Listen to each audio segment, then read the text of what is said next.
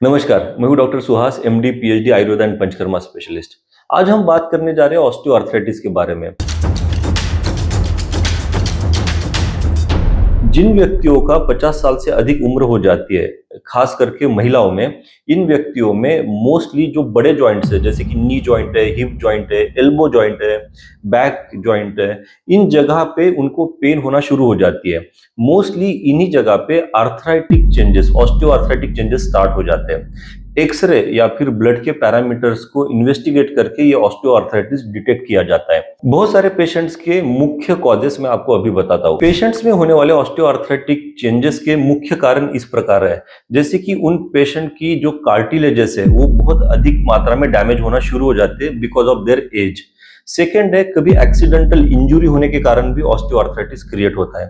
Third है, आपके family में अगर ये डिजीज रन हो रहा है या फिर हेरिडेटरी कॉज है तो भी बहुत सारे लोगों में ऑस्टियोआर्थराइटिक चेंजेस दिखते हैं। साथ ही साथ बहुत सारे लोगों में सिस्टेमिक इन्फेक्शन होने के कारण भी ऑस्टियोआर्थराइटिक चेंजेस दिख जाते हैं।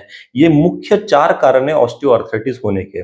इन ऑस्टियोआर्थराइटिस के पेशेंट में मेनली कुछ माइल्ड, मॉडरेट, सीवियर इस तरह की कंडीशन क्रिएट होकर उनमें सिम्टम्स दिखते हैं। माइल्ड और मॉडरेट कंडीशन में उनमें सिर्फ पेन और इन्फ्लामेशन समझ में आती है, जो कि कार्टिलेज के डैमेज होने के कारण या फिर वहां पे फ्लूइड के वजह से इन्फ्लामेशन होने के कारण या फिर वहां पे इन्फेक्शन होने के कारण दिखाई देती है। इन सभी कंडीशन में उन व्यक्तियों में पेन बहुत ज्यादा एग्रीवेट हुआ दिखाई देता है। बहुत सारे पेशेंट्स में सीजन बदलने के बाद भी ये पेन बहुत ज्यादा बढ़ता हुआ दिखता है। मेजरली विंटर सीजन में इन पेशेंट्स में बहुत ज्यादा स्टिफनेस और पेन बढ़ता हुआ दिखता है। इसी के साथ साथ बहुत सारे पेशेंट्स की इन्फेक्शियस कॉजेस में भी ये पेन बढ़ता हुआ दिखता है। इन सभी प्रकार की कंडीशंस में आयुर्वेदिक मेडिसिन और पंचकर्मा थेरेपीज ऑस्टियोआर्थराइटिस में बड़ा लाभ देती है। जो माइल्ड और मॉडरेट अवस्था है, इन कंडीशंस में कुछ ही सेशंस का पंचकर्मा थेरेपीज और आयुर्वेदिक मेडिसिन तत्काल में रिलीफ देना शुरू करती है।